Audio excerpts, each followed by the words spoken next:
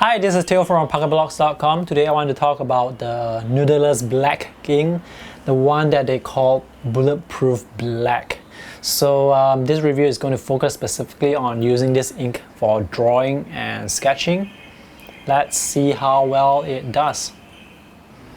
Noodlers ink come in different colors, different variations, so make sure you buy the correct one. For example, the one on the right side is polar black, and this is different compared to the bulletproof black. So this is the one that I'm talking about today.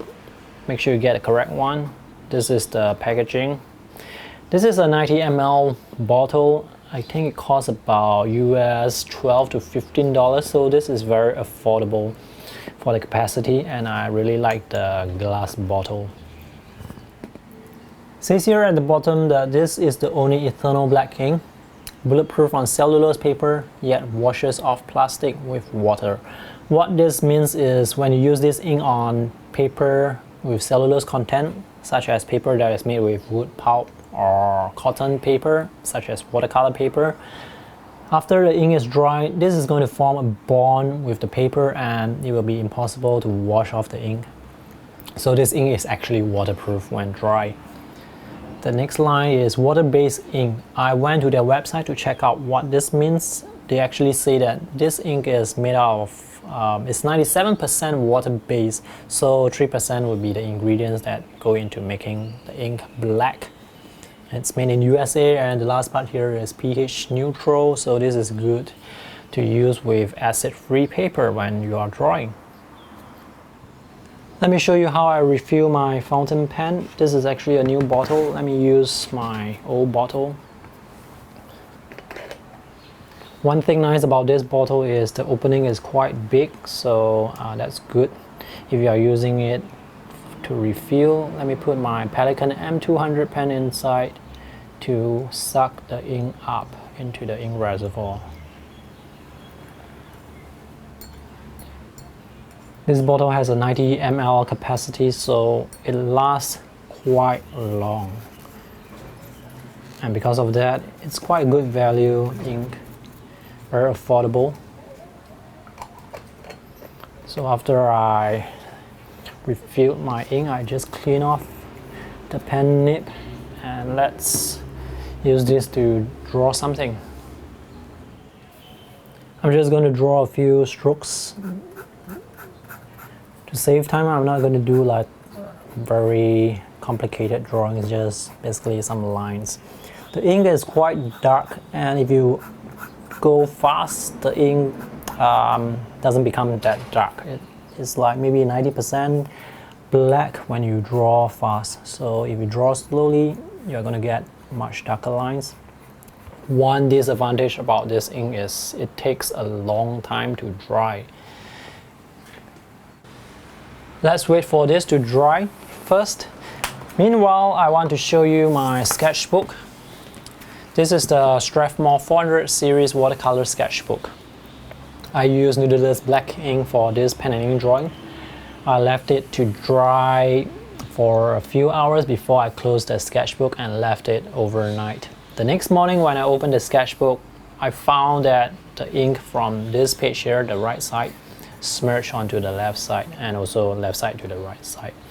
Even though I thought the ink was dry, it's actually not dry. So even though I left it for a few hours, somehow the ink still managed to smudge. So this pretty much destroyed the sketch.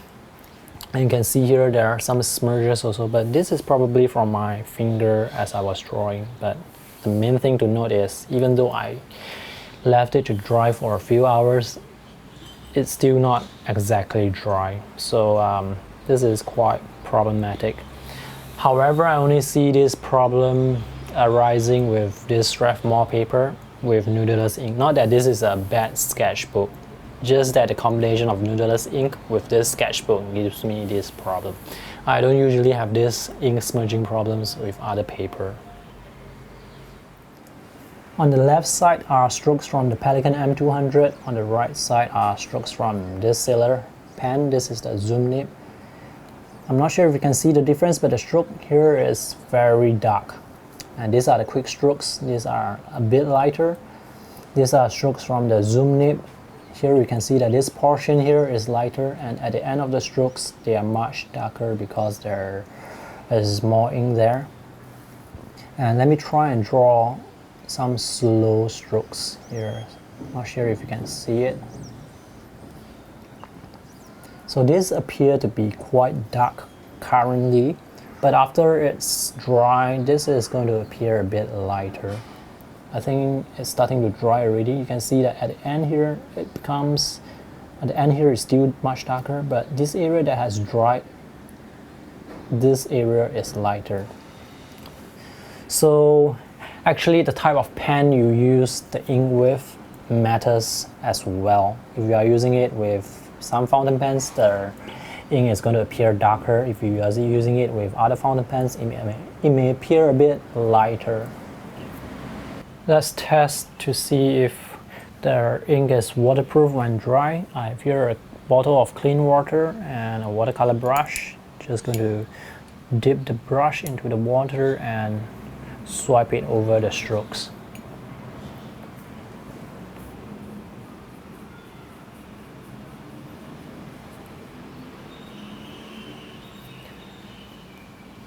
Some of the ink actually came off, but it's not very obvious. I would say maybe just a tiny tint of black came off. Other than that, this can be considered waterproof. Yes, this is waterproof.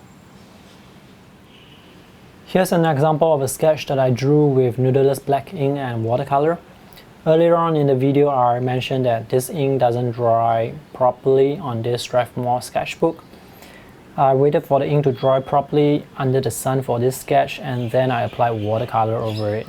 After you apply watercolor over the ink becomes permanent. You cannot even scrape it off. So yeah, that's something to note. So this ink is safe for watercolor use. Just make sure that it dries properly first. Performance of this ink really depends on the type of pen and paper that you are using it with, so it will take some trial and error before you find the perfect pen and paper. Many years ago when I'm using this ink, many artists told me that this ink is very dark. But with the fountain pen that I was using back then, I wasn't able to get that black level that I wanted. It's always like 90% black, so I was wondering what those artists were talking about. So many years later, now, I realized that, hey, the paper and pen matters. Also, nowadays when I recommend this ink to other artists, they would come back and say, hey, the ink that you recommended is not as dark as you said it would, or it's not as waterproof as you said it would. So do some trial and error. I still recommend this ink for watercolor sketches, but again, it depends on the type of material you are using it with. So be careful about that. Always try it on some sample paper before you use it with original artworks.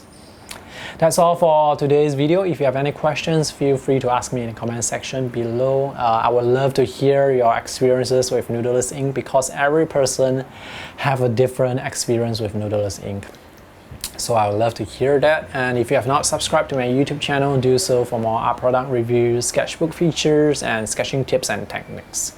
Thanks for watching. See you in the next video. Bye.